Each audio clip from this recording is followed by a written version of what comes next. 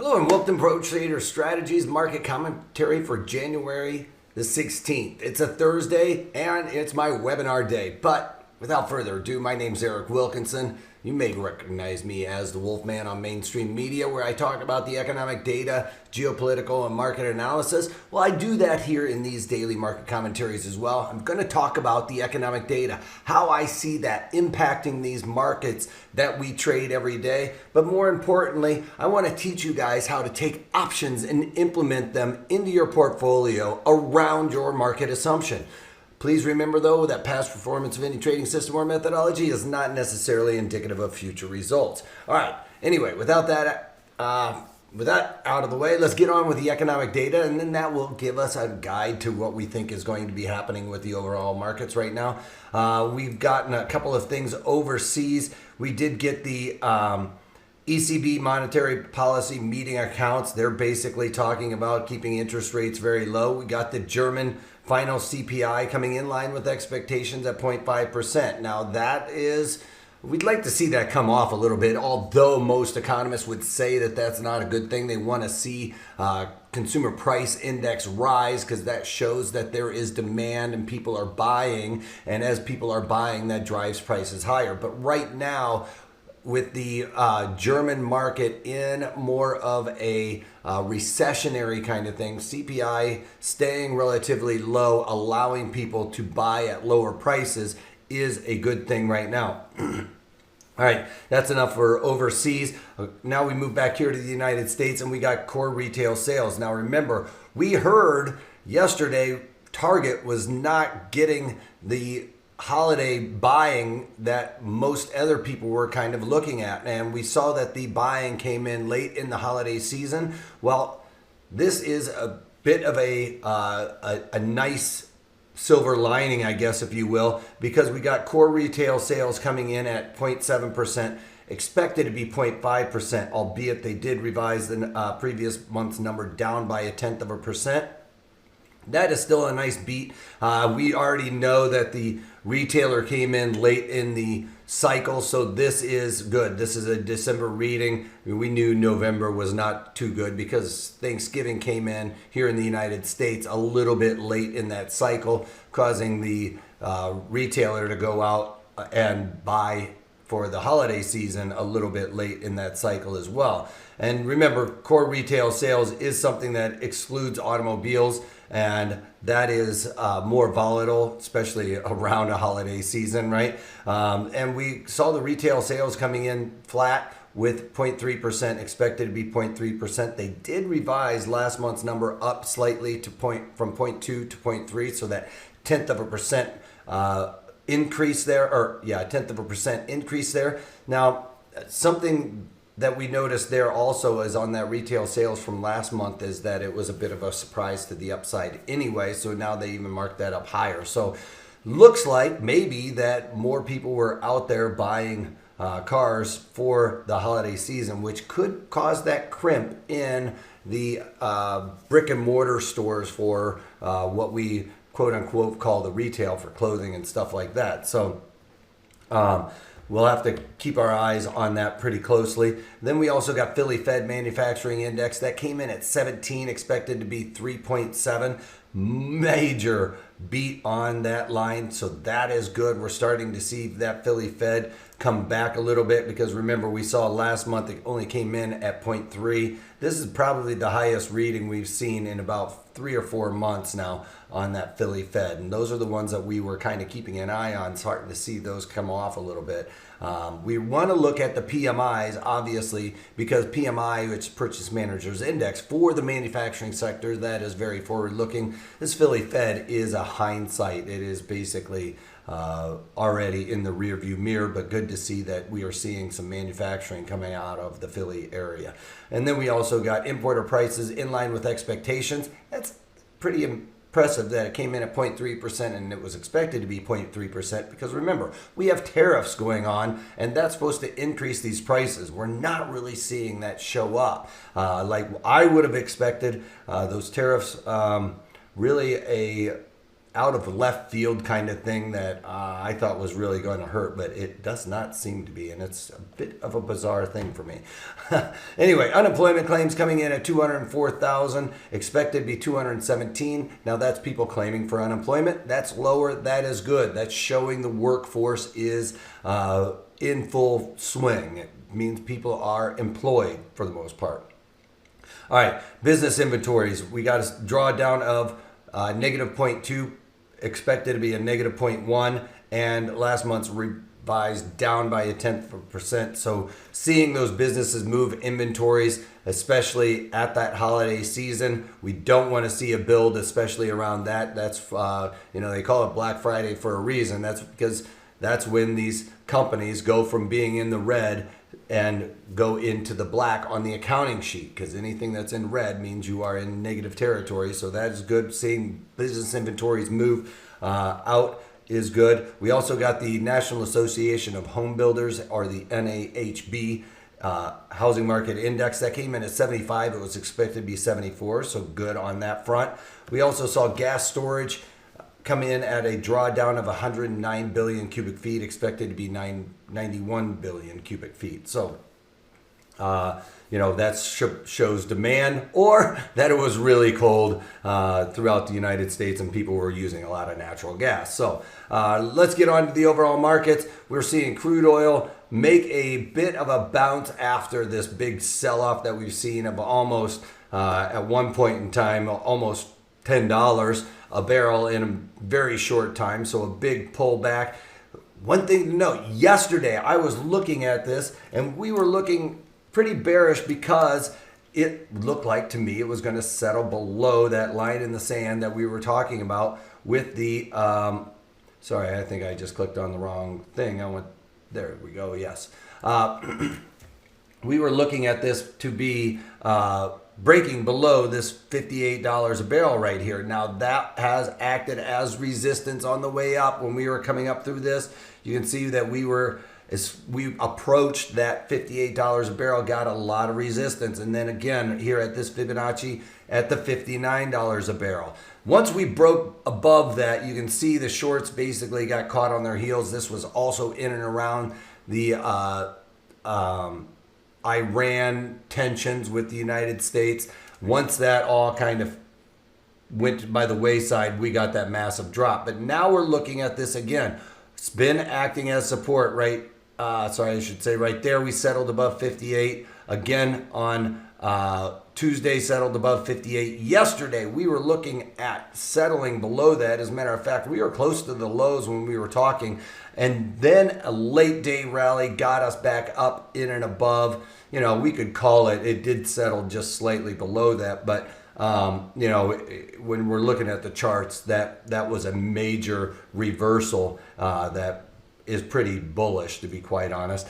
And sometimes when we see this chart pattern with Tuesday and Wednesday's setup there where we got two counter opposing dojis, that could indicate a continuation pattern. Well, today it looks, at this point anyway, anything could happen. It could really sell off towards the end of the day. But at this point, that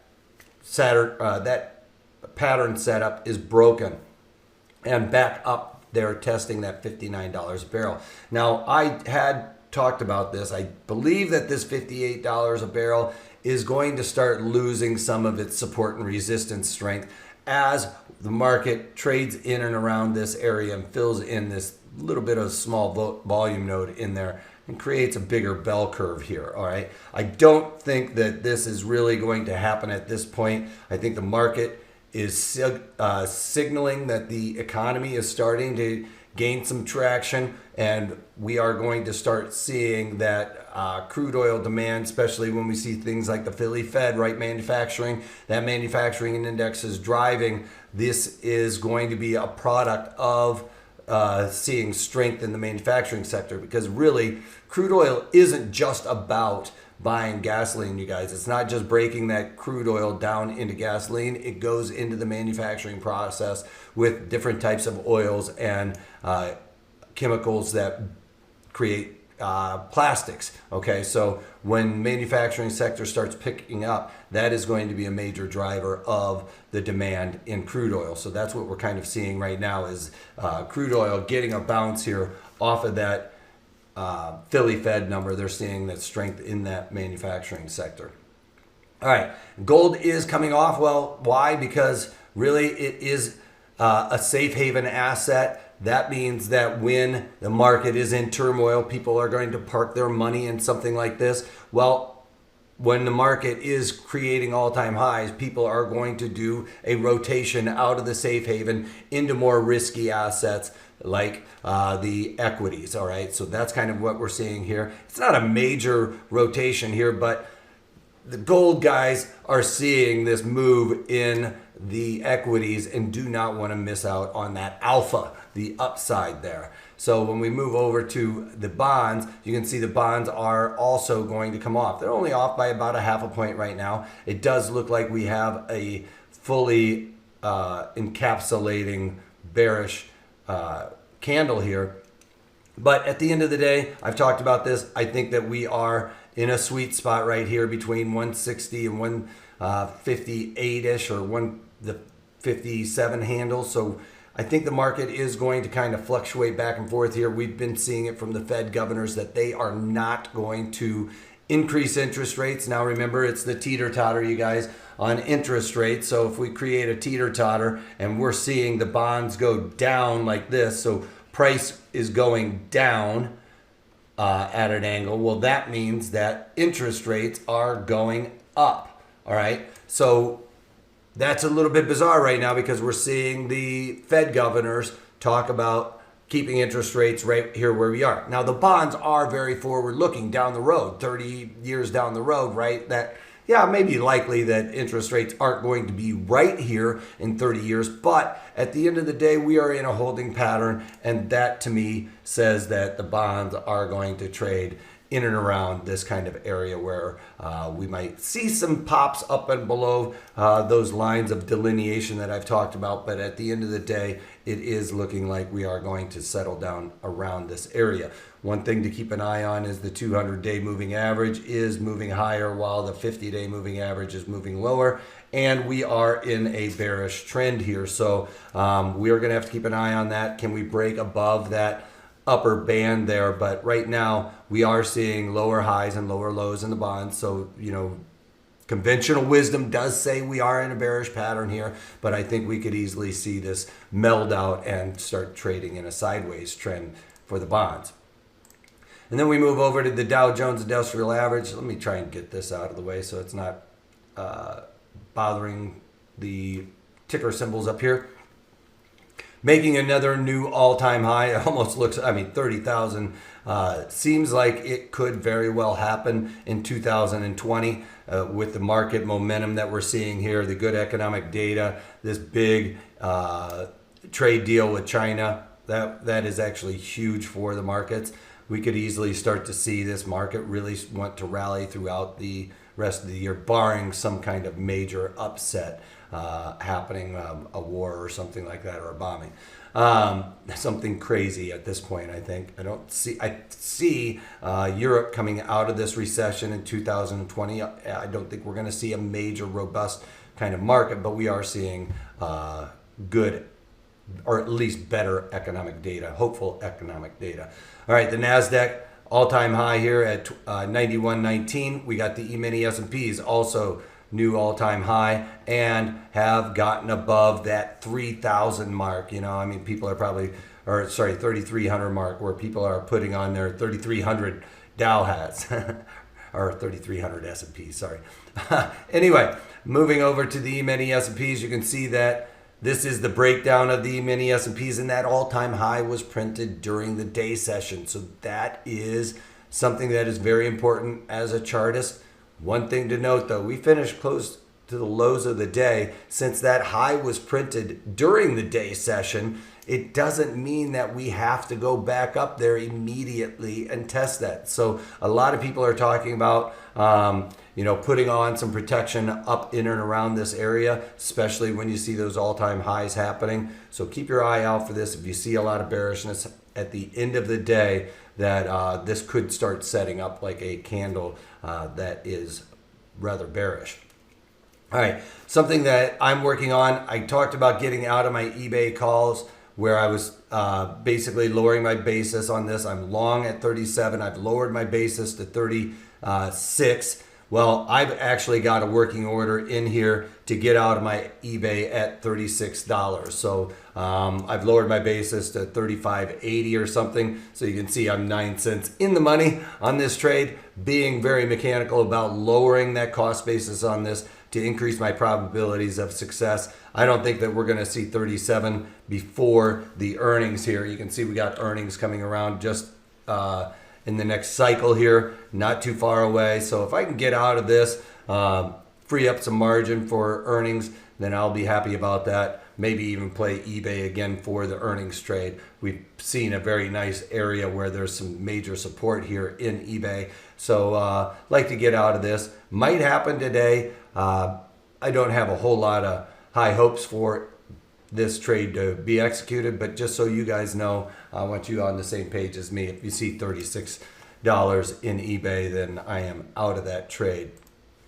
All right, target is something I'm going to be looking at for the webinar today. We've been talking about this. There's always a bearish market out there, even though we're trading all-time highs in the equities. Well, this very well may be a great candidate for the poor man's covered put, where we want to limit our risk to the upside because they haven't had their earnings yet. We're just hearing that they have had really slow holiday sales. Well, that might show up in the earnings, but I want to limit my risk to the upside if this turns around. I'm going to show you how to build that out. It's like basically having on a short with a collar, and I'll go into all those details. I don't want to bore you guys with an hour dissertation of that right now, but check out the webinar. I'm going to talk about all the rules in and around how to build out something like this in your portfolio so that you can, have a little bit more margin set aside to create a more rounded off portfolio. If you're just buying or shorting stocks, that can be very margin intensive or money intensive, if you will. Margin intensive, definitely the better word for that. All right. Anyway, that's about all I got for you guys today. Check out the webinar on protraderstrategies.com. We're going to be talking about the poor man's covered put. It's kind of like a poor man's covered call, but on the flip side. So if you missed out on that, I'll talk about strike location, what we need for an environment for this type of situation, how we come up with that directional assumption, and all of those things so that you can know what page we're on and how to implement something like this into your own portfolio. Sorry I went a little bit long, got a little bit long in the tooth, but that's about all I got for you, other than if you can't take that, take it easy.